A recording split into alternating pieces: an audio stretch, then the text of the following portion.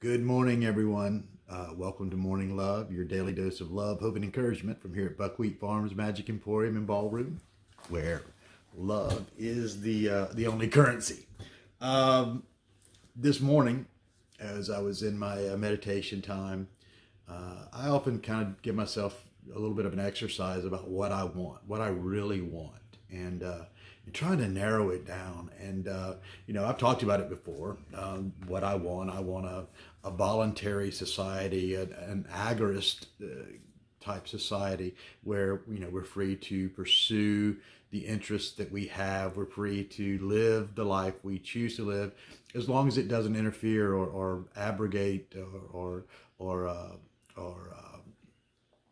infringe upon others. That we don't create any violence of action or deed that would cause harm, or initiate violence against another. Where we would block out prejudicial thought and all that. And of course, I've gone on to talk about, well, it starts with me, and to be the change that I want to see.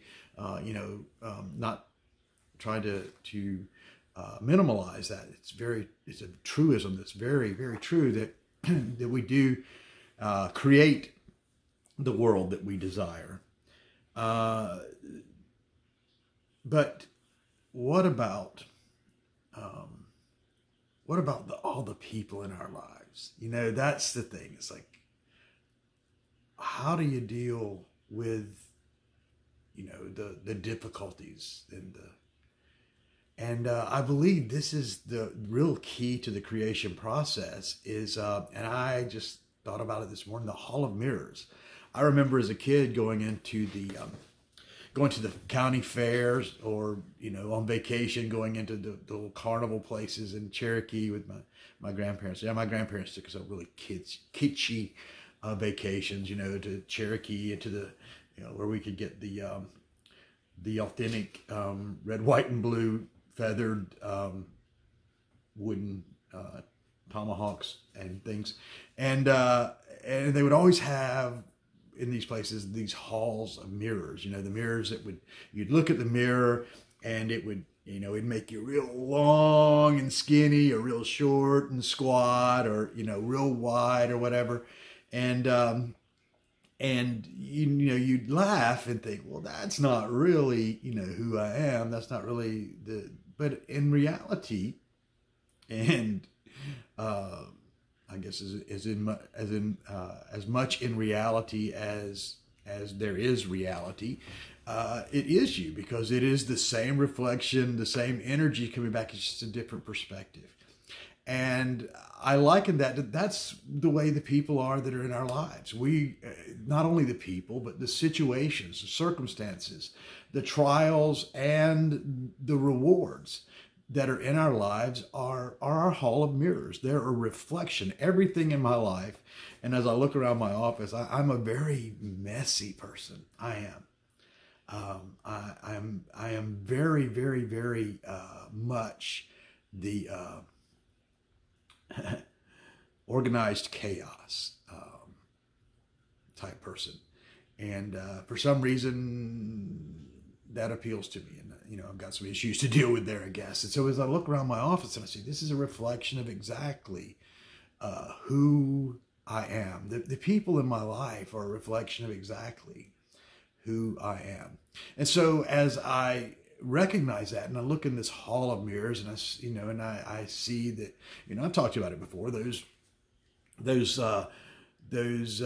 attributes that we find most enjoyable, or we agree with most, or just seek out others to we admire, are attributes we carry, and those things that in others, I just am so impatient with impatient people, right?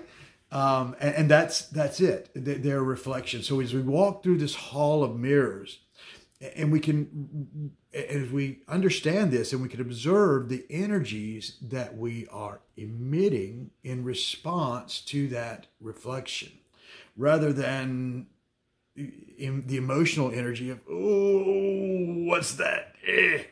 We have the, what am I to learn from this?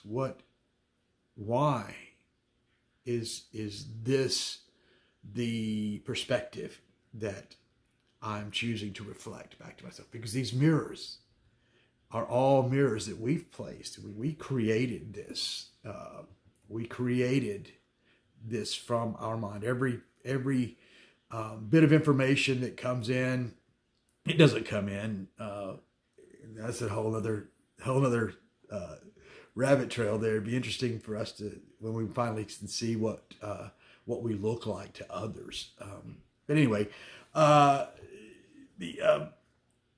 the energies that we emit become to conform more to who we truly are, then those reflections, and as we just accept and embrace, and those reflections become who we truly are. So that that what we're emitting, as we are the change we seek to create, that those reflections become more and more true to who we are. And again, looking at some ancient, deep-seated esoteric wisdom from, again, one of the books that I've studied the most, the Christian Bible. And I've told you, it's not a book about religion. It's a book about esoteric thought that the Romans just bastardized. But here it is, 1 Corinthians 13:12. He says, "For now we see only as a reflection, as in a mirror. Then we shall see face to face. Now I know in part, then I shall know fully, even as I am fully known." And that's the mirrors. That's what the mirrors are there, for us to know that aspect of ourselves that we won't look at, in ourselves, or that we miss with our internal peering. But that reflection out there, and as we change the energies towards that reflection, as we stop the negative energy towards that reflection, as we say, let me see that perspective, let me understand where they're coming from, then we truly begin to see face to face. We truly begin to know, we truly begin to communicate. The world that we desire is there. The divine within us rises, and we truly, truly, truly understand, we truly embrace, and we truly live out. Namaste.